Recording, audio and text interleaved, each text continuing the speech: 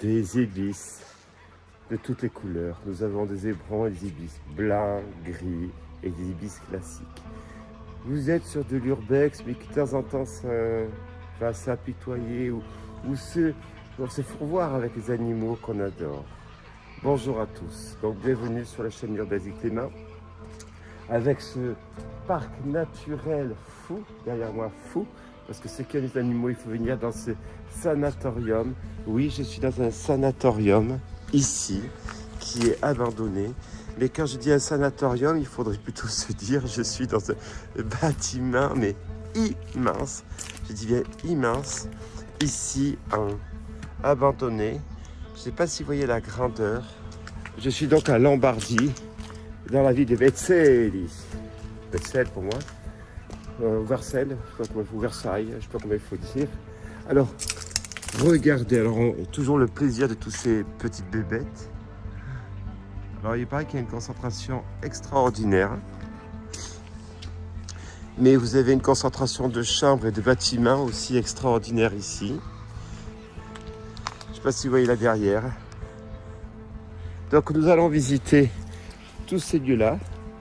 Si vous n'êtes pas abonné sur ma chaîne, pensez à vous abonner sur Urbex et Clément. Vous avez également Instagram, abandonnette.urbex.org.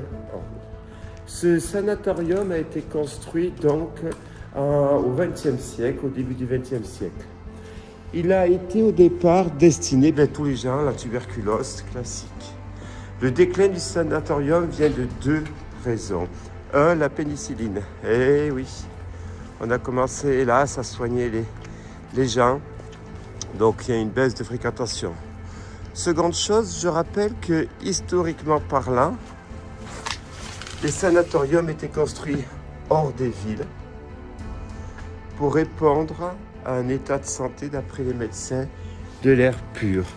Il fallait que les gens qui venaient ici se reposent et prennent de l'air pur, qui était donc en dehors des villes.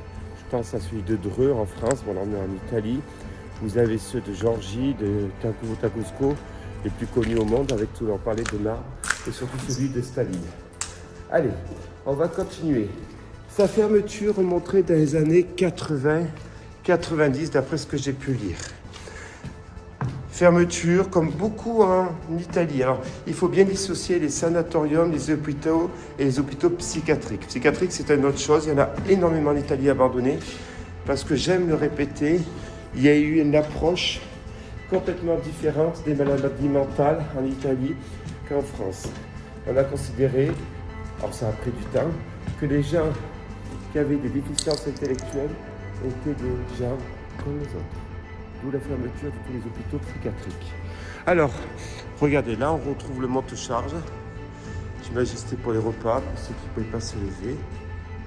Et donc, il a fermé dans les années à peu près 2000.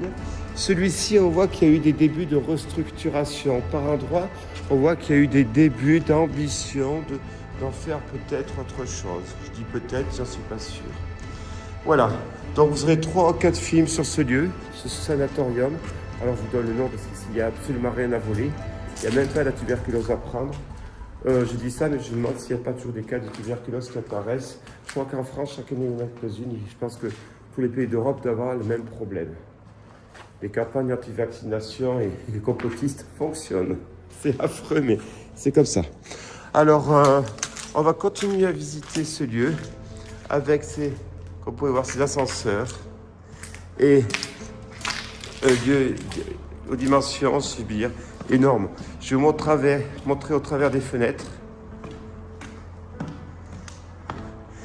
la grandeur. Tenez, là, vous avez une des ailes.